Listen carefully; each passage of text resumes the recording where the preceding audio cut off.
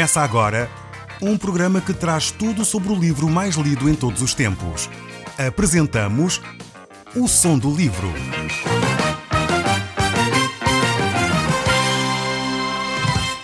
Seja muito bem-vindo. Neste podcast vai encontrar o livro mais conhecido e lido em todo o mundo.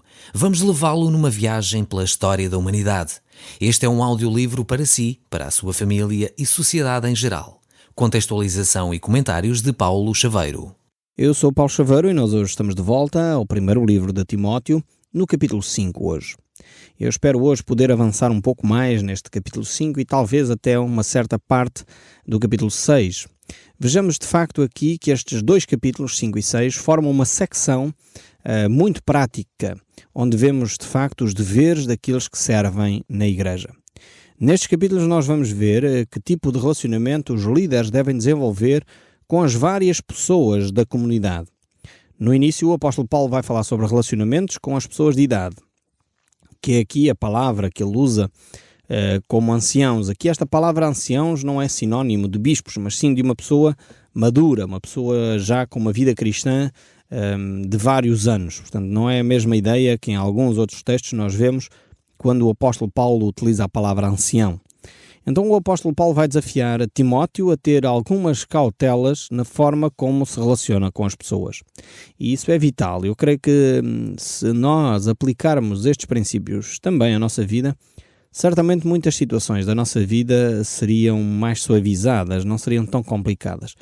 Então preste bem atenção àquilo que a Bíblia diz para a forma como nós devemos desenvolver os nossos relacionamentos e provavelmente aí iremos ter um tipo de relação muito mais amigável, muito menos tensa, porque estamos a aplicar princípios que são eternos, princípios bíblicos que são válidos dentro e fora das comunidades.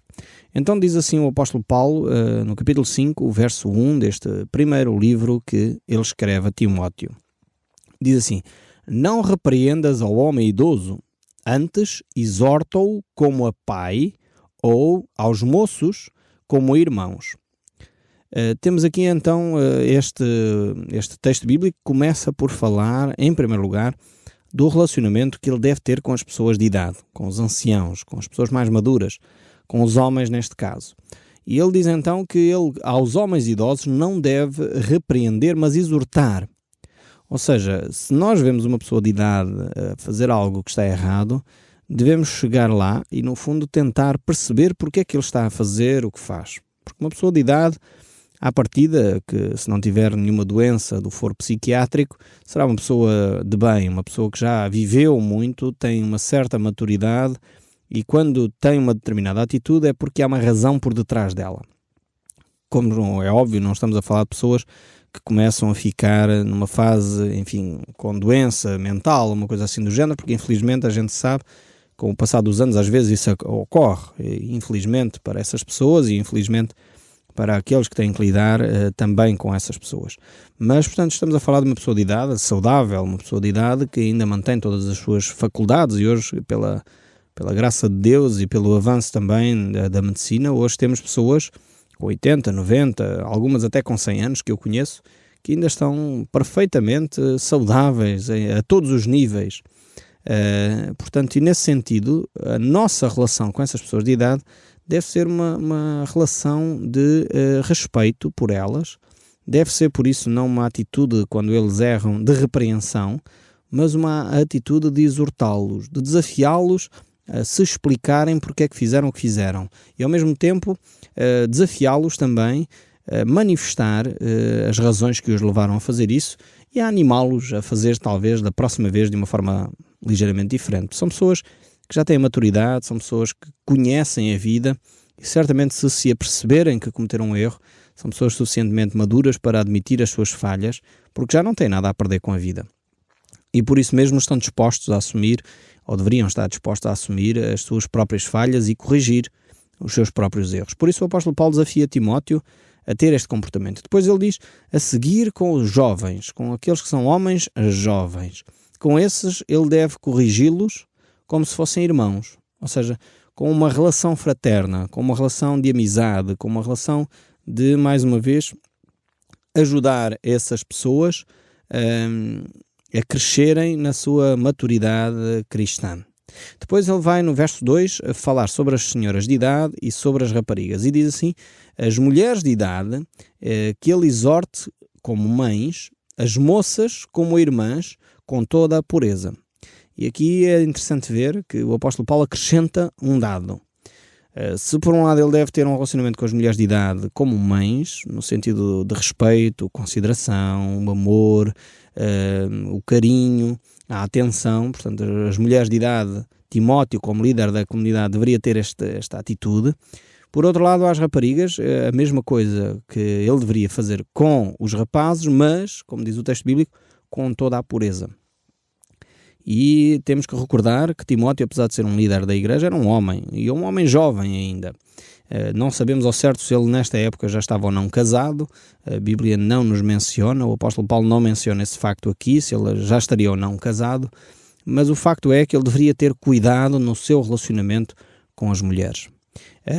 E isto é vital, e eu creio que com o passar do tempo cada vez verifico mais que os conselhos da Bíblia são exatos, são precisos e nos levam de facto a uma maturidade tremenda. Eu creio que se todos os líderes religiosos tivessem este cuidado de lidar com as mulheres mais novas de uma forma pura, provavelmente haveria muito menos situações complexas a acontecer dentro de comunidades cristãs.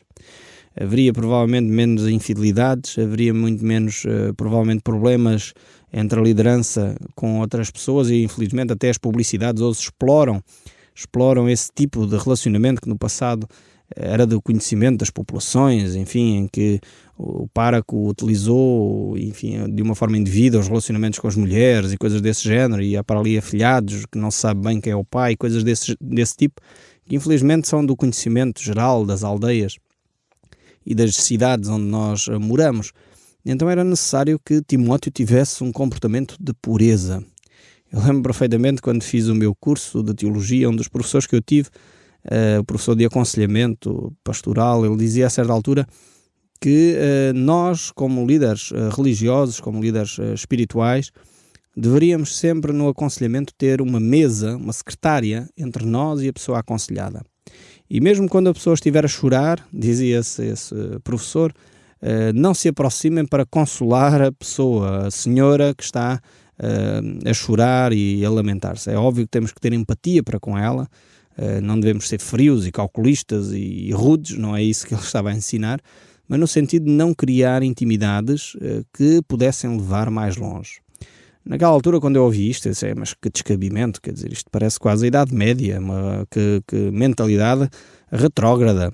Mas na realidade, com o passar do tempo e com a experiência que vou adquirindo no próprio Ministério de Aconselhamento, tenho verificado que esta medida é extremamente útil.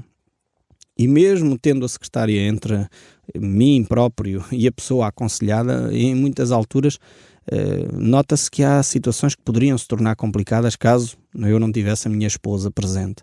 É vital nos meus aconselhamentos ter a minha esposa presente. Por isso o apóstolo Paulo, conhecendo o coração do homem e da mulher, ele diz, lida com as jovens mulheres de uma forma pura, com toda a pureza, criando mecanismos que possam ser saudáveis no relacionamento entre o líder e a pessoa que está ali para ser aconselhada. Isto é vital.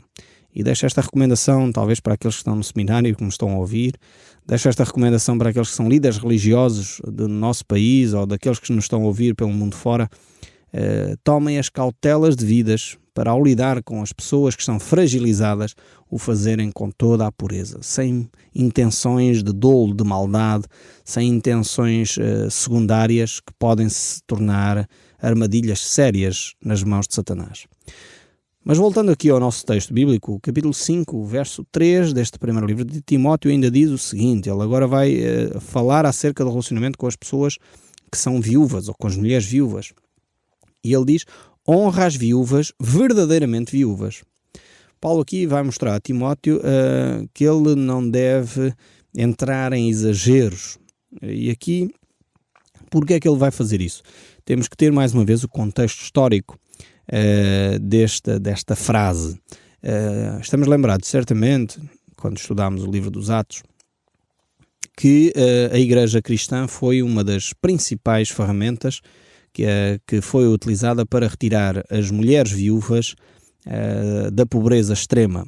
Ou seja, as mulheres naquele período não tinham trabalho, a maioria não havia sequer a ideia de segurança social naquela época, é recentíssima esta ideia de segurança social, mas não havia trabalho para as mulheres. As mulheres estavam completamente dependentes do sustento ou do pai ou do marido.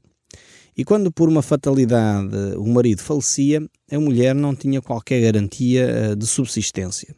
E não havia trabalhos nos escritórios, não havia trabalho de limpezas, não havia essas coisas para que as mulheres pudessem realizar e poder angariar o seu próprio sustento.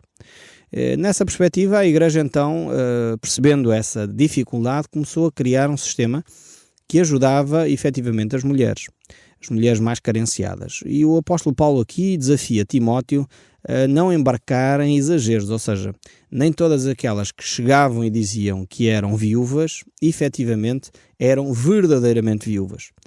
O que é que ele queria dizer com isto? Havia mulheres que, apesar de terem enviuvado, tinham relacionamentos com outros homens e não tinham casado. E por isso mesmo tinham, por um lado, o seu sustento e, ao mesmo tempo, estavam a viver uma vida fora da vontade de Deus. E por isso mesmo o apóstolo Paulo diz: Timóteo, toma cautela com esse tipo de situações. E depois também o apóstolo Paulo vai ajudar, Timóteo a refletir sobre alternativas que as mulheres poderiam ter, caso, por exemplo, como diz no verso 4, elas tivessem filhos ou netos. E diz assim: mas se alguma viúva tem filhos ou netos, que estes aprendam primeiro a exercer piedade para com a sua própria casa e a recompensar os seus progenitores, pois isto é aceitável diante de Deus. Ou seja, o apóstolo Paulo está preocupado para que a Igreja e as famílias da Igreja sejam famílias solidárias. Mas para que isso aconteça dentro da comunidade da Igreja, elas primeiro têm que exercer essa piedade, essa solidariedade com os seus próprios familiares. E infelizmente às vezes as pessoas querem ser muito solidárias com aqueles que estão a morrer à fome em África e fazem muito bem com isso, mas depois esquecem-se que há familiares ali ao lado que estão a morrer também à fome, que se calhar não têm as condições necessárias para sobreviver, não têm a dignidade suficiente para poder angariar o seu próprio sustento, e nós estamos preocupados com aqueles que morrem longe de nós porque nós não vemos e esquecemos aqueles que estão ao nosso lado e que carecem de apoio. Então o apóstolo Paulo diz, e as viúvas, verifica primeiro se elas não têm familiares que possam exercitar essa atitude piedosa de cuidar delas. Isto tinha duas intenções. A primeira era clara, a de ajudar a família a crescer na fé, ajudar os filhos e os netos a cuidar daqueles que são os seus parentes, que isto é bíblico, é diante de Deus, é aceitável. E o segundo aspecto era não carregar a Igreja com despesas que depois dificilmente a Igreja teria condições de suportar, porque várias viúvas chegando a uma comunidade teria que haver recursos financeiros para poder apoiar essas senhoras que verdadeiramente eram viúvas. E ele prossegue ainda a dizer: aquele, porém, que é verdadeiramente viúva e que não tem amparo, espera em Deus e persevera em súplicas e orações, noite e dia. Entretanto, a que se entrega aos prazeres, mesmo viva, está morta. Então aqui Paulo vai chamar esta atenção, esta chamada de atenção a Timóteo, para ele ter o cuidado, e a preocupação é claramente levar as pessoas a uma maturidade espiritual. Ou seja, as pessoas que estão em carência, a primeira atitude que devem ter é procurar auxílio em Deus e não estar necessariamente dependente do apoio de outros. Aqui o apóstolo Paulo quer levar as pessoas a essa maturidade. O próprio texto bíblico nos ensina que Deus cuida de nós, assim como Ele cuida dos pássaros que estão no campo, da erva do campo. Jesus Cristo ensinou-nos isso. Não andais ansiosos com coisa alguma, com o que haveis de comer ou com aquilo que precisam de vestir, porque se Deus cuida da natureza, Ele também cuidará de vós. Isto é um princípio incontornável das Escrituras. E aquele famoso texto bíblico que nos ensina a buscar em primeiro lugar o reino de Deus e a sua justiça, e todas as outras coisas vos serão acrescentadas. Este texto está a falar, este que eu acabei de citar em Mateus, está a falar claramente das carências materiais. E Deus nos ensina que quando nós buscamos a sua face, Deus cuida efetivamente de nós. Pode fazê-lo através da comunidade cristã, através da Igreja, mas pode fazê-lo também proporcionando oportunidades de trabalho e de ganharmos o nosso sustento. Eu próprio na minha vida tenho visto milagres após milagres da ação de Deus nesta área. E certamente se não tivesse passado por fases de carência financeira, eu nunca teria tido a oportunidade de conhecer Deus nesta área da minha vida. E eu lembro-me perfeitamente na altura, há uns anos atrás, em que tinha mais despesas e mais dias no mês do que sustento. Eu chegava o sustento até ao dia 15 e depois ainda faltava mais 15 dias para o mês acabar e era muito mês para muito pouco dinheiro. E eu lembro-me como Deus supriu as minhas necessidades naquela época e foi tremendo ter essa experiência com Deus. Eu lembro-me perfeitamente de, em algumas oportunidades, Deus me proporcionar trabalhos esporádicos. Eu estava a estudar naquela altura e Deus proporcionava-me trabalhos esporádicos para eu poder ganhar o sustento necessário para o fim do mês. Outras vezes foram literalmente milagres incríveis em que encontrei o dinheiro no chão, o dinheiro que era necessário para as viagens ou o dinheiro que era necessário para comprar alguma coisa que me fazia falta. Outras vezes foram de facto amigos que eu nunca mais recebi donativos dessas pessoas, mas naquele momento eles escreviam-me dizer: Paulo, sinto da parte de Deus que eu devo te enviar este donativo. Não sei bem porquê, mas Deus colocou isto no meu coração. E foi uma experiência tremenda. Eu quero agradecer a todos aqueles que nessa altura foram instrumento de Deus na minha vida. Mas isso fez crescer em mim uma maturidade espiritual nesta área. E é isto que o apóstolo Paulo está a dizer. Portanto, quando há dificuldades financeiras, não vamos a correr logo ter com o pastor da igreja: pastor, eu preciso do fundo social, 100 euros, 200 euros, ou seja o que for. Não faça isso. Busque em Deus, suplique a Deus para poder desenvolver com Deus esta experiência de vida. E é tremendo podermos chegar a um ponto da nossa vida, que foi onde eu cheguei, onde eu digo a Deus: Deus, a minha carteira é tua.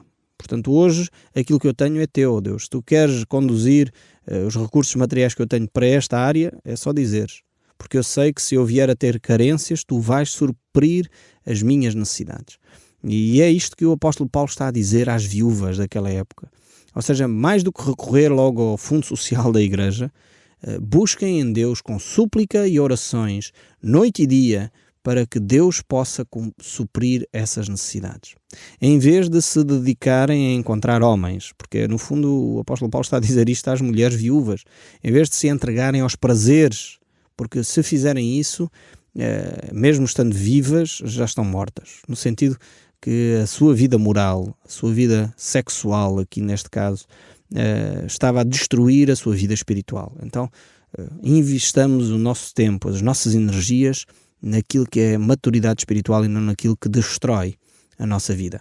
E o verso 13, ele prossegue a dizer: além do mais, aprendem também a viver ociosas, essas viúvas que não têm nada que fazer, andando de casa em casa, e não somente ociosas, mas ainda tagarelas e intrigantes, falando do que não devem. Quero, portanto, que as viúvas mais novas se casem, criem filhos, sejam boas donas de casa e não deem ao adversário a ocasião favorável de maledicência, pois com efeito já algumas se desviaram, seguindo a Satanás. Paulo está então a dizer que uma pessoa que enviuvou não é errado de forma alguma casar de novo. Não há pecado nenhum um viúvo voltar a casar. Isto é preciso ser dito, porque algumas pessoas, a sociedade muitas vezes questiona: ainda morreu o marido ou morreu a esposa há 2 anos, já está a querer casar. Não tem mal nenhum diante das Escrituras. A Bíblia claramente nos exorta, nos ensina que o casamento é até que a morte nos separe. É verdade que é fundamental haver um período de luto, mas cada pessoa é diferente e não tem mal nenhum que a pessoa volte efetivamente a casar. Aliás, o apóstolo Paulo aqui desafia até as viúvas que são novas, em vez de andarem de casa em casa a falar mal da vida dos outros, casem, tenham filhos e ocupem a sua vida com coisas úteis. E o verso 16 prossegue: se algum crente tem viúvas em sua família, socorra-as e não fique sobrecarregando a igreja, para que esta possa socorrer às que são verdadeiramente viúvas. E isto é um conselho que se aplica às viúvas e a outras áreas da vida social. Portanto, as pessoas que estão carenciadas precisam efetivamente ser ajudadas. E se há familiares que podem apoiar pessoas carenciadas, então façam-no. Não sobrecarreguem a igreja. As comunidades muitas vezes têm fundos limitados e não podem chegar a todas as necessidades. Há pessoas que pensam que a igreja tem fundos ilimitados e que vão ajudar toda a população de uma vila ou de uma cidade. É impossível. a menos que houvesse de facto uma empresa ou 2 ou 3 que financiasse as igrejas. Isso não é possível acontecer nem pelas leis do nosso Estado, nem de facto as empresas fazem isso. E é necessário de facto percebermos isto, é necessário que a gente ajude os nossos familiares que são mais carenciados. O verso 17 aqui deste capítulo 5 prossegue: devem ser considerados merecedores de dobrado honorário os presbíteros que presidem bem, em especial os que se afadigam na palavra e no ensino, pois as Escrituras declaram: não amordaças ao boi quando pisa o trigo, e ainda o trabalhador é digno do seu salário. O apóstolo Paulo aqui vai falar agora acerca dos presbíteros, dos padres, dos bispos, dos pastores, dos anciãos. Eu digo sempre estes sinónimos todos, que é para percebermos que estamos a falar dos líderes religiosos. E ele está a dizer que não é errado, antes pelo contrário, que aqueles que servem na casa de Deus, que ensinam a palavra de Deus, tenham o seu salário. Assim como têm os professores no ensino secundário, no ensino preparatório, aqueles que dedicam o seu tempo a ensinar outros, têm o seu salário, o seu sustento, e ninguém questiona isso. Assim, aqueles que trabalham na comunidade cristã têm direito ao seu sustento. E ele aqui até diz, vai mais longe, ou seja, o apóstolo Paulo sugere que aqueles que fazem bem a sua tarefa, que são excelentes líderes religiosos, são merecedores de dobrado honorário, ou seja, devem receber o dobro daquilo que é normal receber, porque fazem um bom trabalho. E isto é uma forma também de estimular aqueles que estão no ensino e dedicam a sua vida de uma forma vocacional, porque são pessoas que não estão preocupadas com horários, são pessoas que não se preocupam que trabalharam 8 horas e agora já chega. Muitos deles trabalham de sol a sol, como se costuma dizer, 16 e muito mais horas. Quando há situações de aflição, eles estão lá. Muitas vezes levantam-se de madrugada para visitar familiares, muitas vezes levantam-se de madrugada para ir acompanhar pessoas ao hospital, ou visitar famílias em crise, ou seguir alguém que teve um acidente e uma fatalidade, e eles estão lá presentes. São pessoas que estão presentes nos momentos-chave da vida de cada um de nós. Estão na altura em que a pessoa nasceu, estão lá a visitar a família, apresentam a criança ao Senhor, depois estão connosco quando é a altura do batismo, estão connosco nos momentos mais importantes como no casamento, estão connosco nessas circunstâncias difíceis, às vezes de luto, e de facto merecem o seu salário, o seu sustento, viver uma vida desafogada sem estarem preocupados com o seu sustento. O Som do Livro, uma produção da Rádio Transmundial de Portugal.